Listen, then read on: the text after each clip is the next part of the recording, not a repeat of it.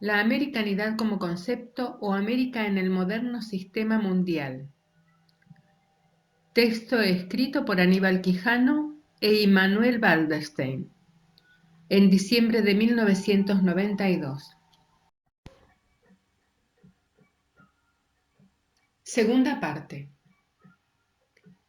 Separadas en el periodo colonial, las Américas se han articulado entre sí directamente desde el siglo XIX hasta llegar a constituir juntas una parte específica del sistema mundo, en una estructura de poder cuya hegemonía es detentada por Estados Unidos. Desde fines del siglo XV hasta el siglo XVIII, fue en las colonias ibéricas donde la producción era más variada y más rica y la sociedad y la cultura más enraizadas y más densas. Sin embargo, esa situación es revertida desde mediados del siglo XVIII. Al final del siglo, el sur es periferalizado y es derrotado el primer proyecto de independencia con real potencial descolonizador, Túpac Amaru, en el Virreinato del Perú. El norte, Estados Unidos, conquista su independencia y desde el siglo XIX su poder ha sido continuamente dilatado hasta constituir la sede del primer poder realmente mundial de la historia. ¿Qué condujo por tan distintos cursos la historia de América? La explicación fundamental debe encontrarse en las diferencias en la constitución del poder y en sus procesos, en cada momento y en cada contexto históricos. Para partir, la colonialidad en el área iberoamericana no consistió solamente en la subordinación política a la corona metropolitana, sino, sobre todo, en la dominación de los europeos sobre los aborígenes. En cambio, en el área britanoamericana consistió de manera virtualmente exclusiva en la subordinación política a la corona inglesa. Eso quiere decir que las colonias británicas se constituyeron inicialmente como sociedades de europeos fuera de Europa. Las ibéricas, en cambio, como sociedades de europeos y aborígenes. Sus procesos históricos serían, pues, muy diferentes. Eso responde a las conocidas diferencias entre las sociedades aborígenes de cada una de las áreas, pero que eso no fue lo único importante salta a la vista si se recuerda que los británicos llamaron naciones a las sociedades aborígenes del norte y durante el período colonial la trataron como a tales naciones, ciertamente subordinadas, pero desde fuera de sus respectivas sociedades, como proveedoras de pieles y otros materiales y aliadas en las guerras entre los europeos. Después de la independencia, los norteamericanos prefirieron exterminarlos en lugar de colonizarlos. Los ibéricos, en cambio, discutían ardorosamente si los indios eran realmente humanos y tenían alma, mientras conquistaban y destruían precisamente sociedades aborígenes de alto nivel de desarrollo. Esclavizaron y en las primeras décadas casi exterminaron a sus poblaciones, sobre todo empleándolas como mano de obra desechable. Y a los supervivientes, en los escombros de sus sociedades, los sometieron a relaciones de explotación y dominación sobre las cuales fueron organizadas las sociedades coloniales. Es necesario, en consecuencia, volver la vista hacia las sociedades colonizadoras para encontrar otros factores en la historia colonial.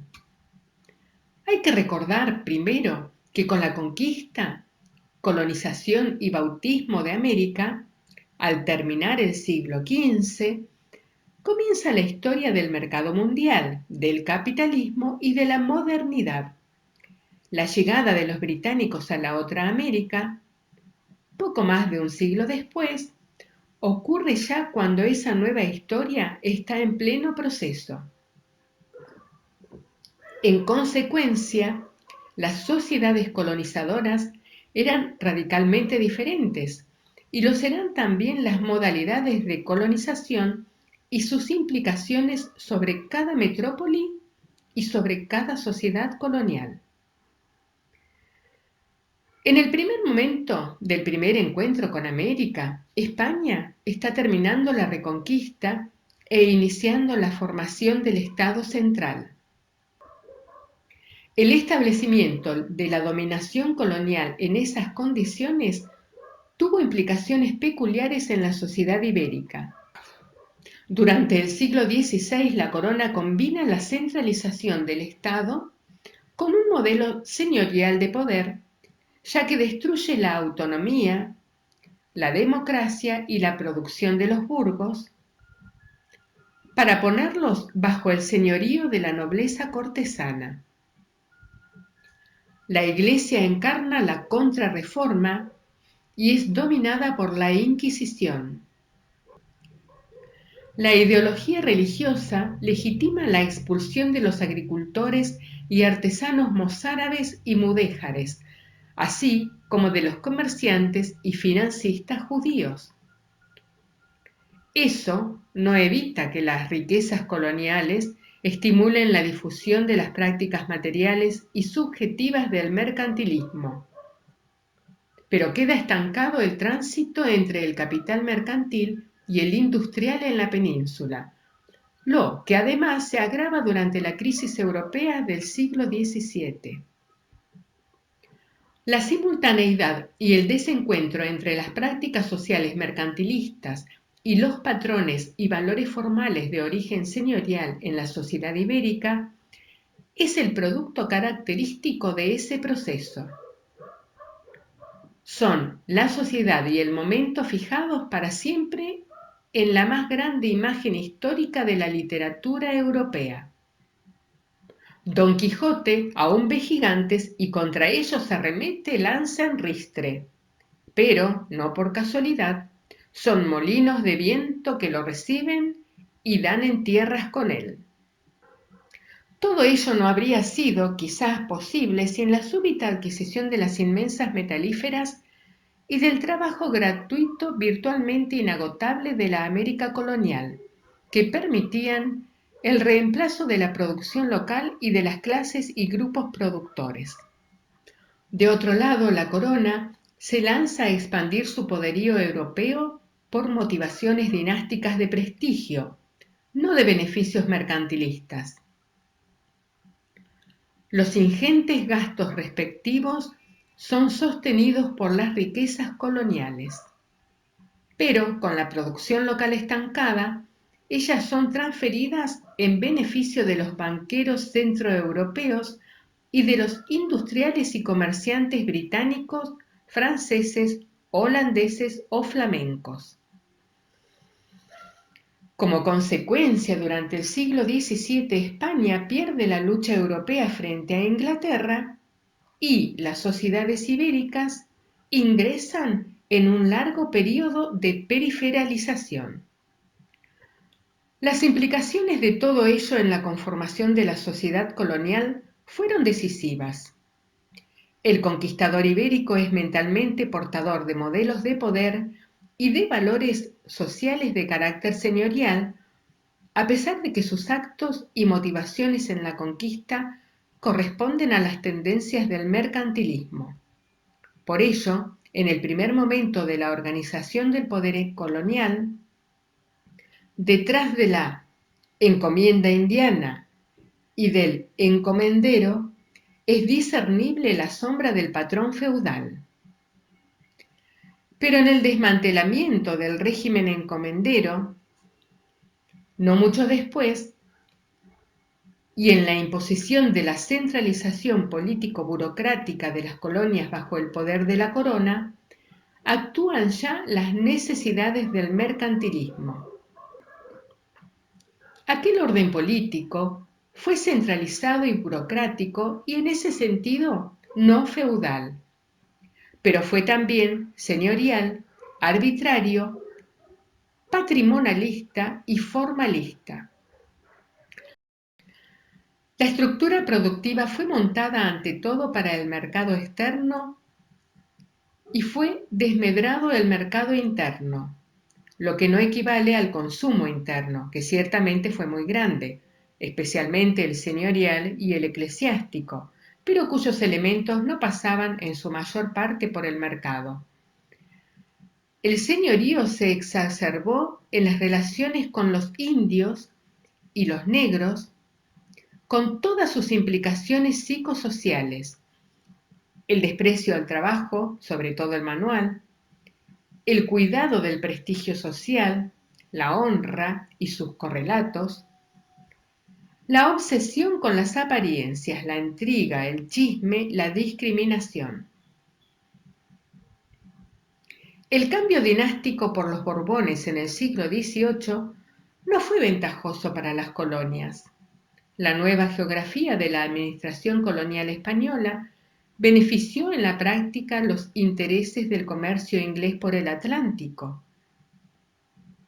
Desarticuló la estructura productiva y comercial producida, desangró financieramente las áreas más ricas en servicio de las guerras de la corona y estancó su producción manufacturera en favor de las importaciones de la producción de las hasta entonces productivas regiones. Y poca duda cabe de que fundó las bases de la balcanización de las excolonias en el siglo XIX. Por contraste, cuando los primeros colonizadores británicos desembarcan en la otra América, ya a comienzos del siglo XVII, Inglaterra procesa todas las tendencias sociales e intersubjetivas de la transición capitalista que, inclusive, llevarán pronto a la primera revolución política específicamente burguesa de Europa, Cromwell, y al primer debate político-filosófico propiamente moderno de la historia europea, aunque producido y moldeado en el matrimonio del poder con la inteligencia. Y, desde fines del siglo XVI, logra el dominio marítimo y la dominación del mercado mundial en plena expansión. La sociedad colonial britanoamericana no fue el resultado de ninguna conquista y destrucción de las sociedades aborígenes. Se organizó como una sociedad de europeos en tierra americana, pero, por encima de todo, fue el caso excepcional de una sociedad que se configura directamente desde sus inicios como sociedad capitalista, sin los agrupamientos e intereses sociales, instituciones, normas y símbolos que en Inglaterra correspondían aún a la historia señorial, y con recursos naturales largamente superiores. La producción se organiza primero para el mercado interno y no al revés. Y se articula a la economía metropolitana no solamente como proveedora de materias primas, sino como parte del proceso de producción industrial. El Estado regula y dicta las normas, pero no controla ni es propietario de los recursos ni de la producción, como en el caso ibérico. Y ninguna iglesia es todopoderosa, ninguna inquisición se opone al desarrollo de la modernidad y de la racionalidad como en el área iberoamericana antes de los Borbones.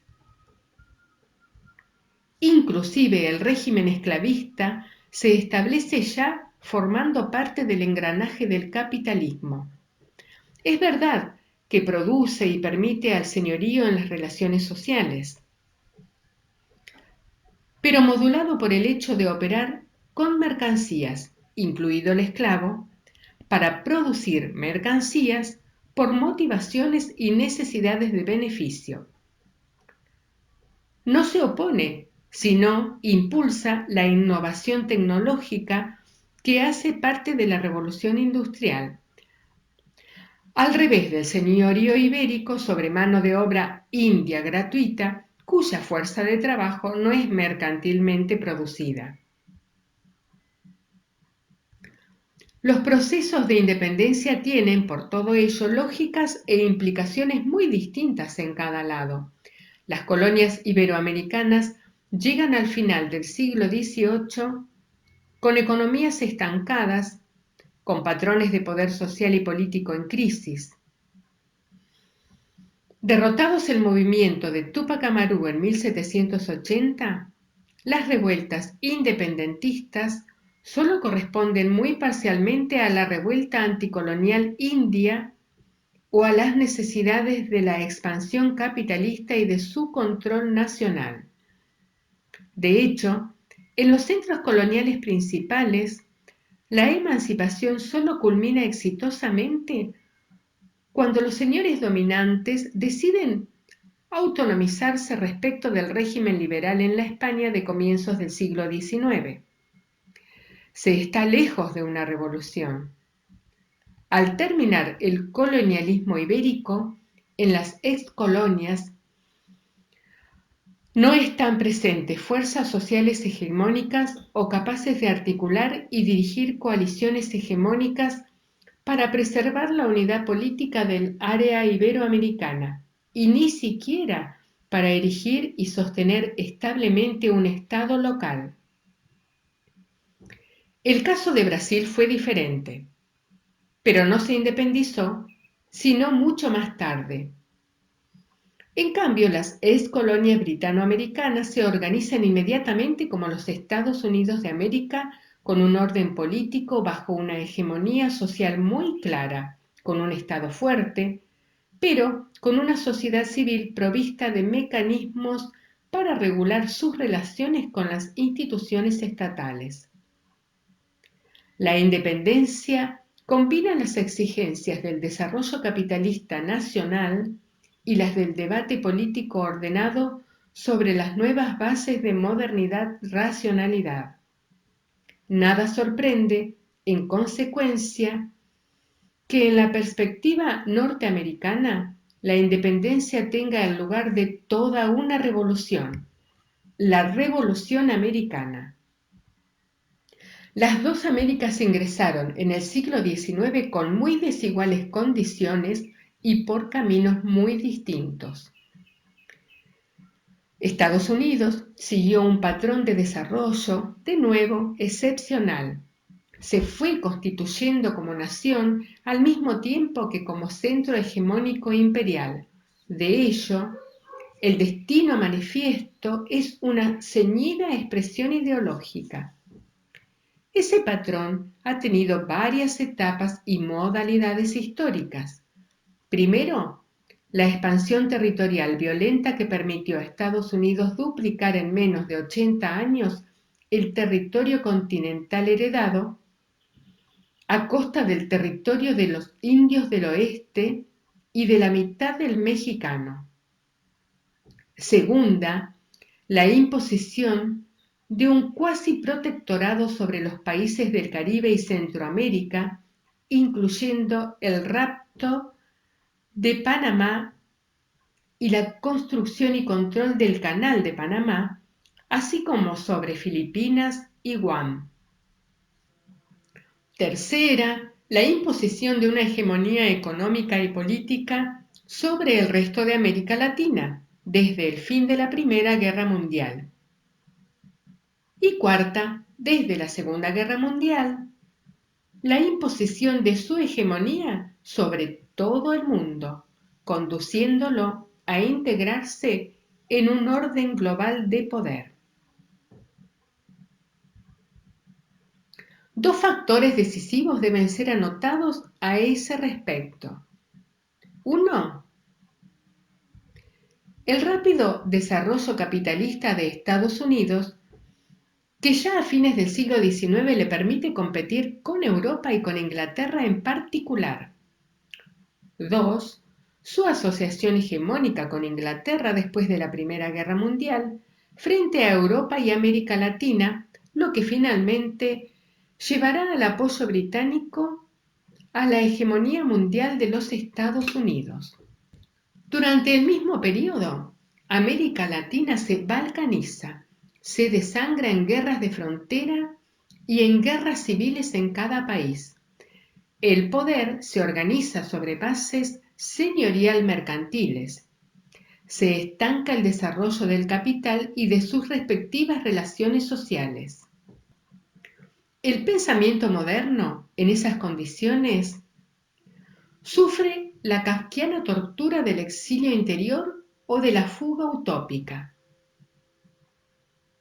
Las clases dominantes, eurocentristas, adoptan el mistificado modelo europeo de Estado-nación para sociedades cuyo rasgo fundante es aún la colonialidad entre lo europeo y lo no europeo, y el modelo liberal de orden político para sociedades dominadas mercantil señorialmente.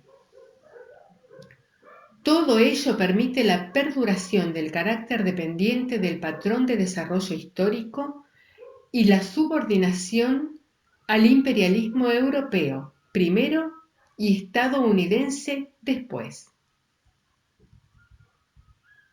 Durante el siglo XX, América Latina ha permanecido en gran medida aprisionada en el nudo histórico formado por el entrelazamiento entre las cuestiones de nación, identidad y democracia, cuestiones y problemas que en otros contextos, como los europeos, se sucedieron en etapas. El desenlace o corte de tal nudo histórico pareció comenzar con la Revolución Mexicana, pero la derrota de la Revolución Democrático Nacional en los demás países no solamente no resolvió el problema, sino que abrió una crisis de poder no resuelta, cuya más ajustada expresión es, seguramente, la perduración de ese peculiar animal político, específicamente latinoamericano, nacionalista, populista, desarrollista, socialista, cuyos componentes se combinan de muchos modos en cada país y en cada situación.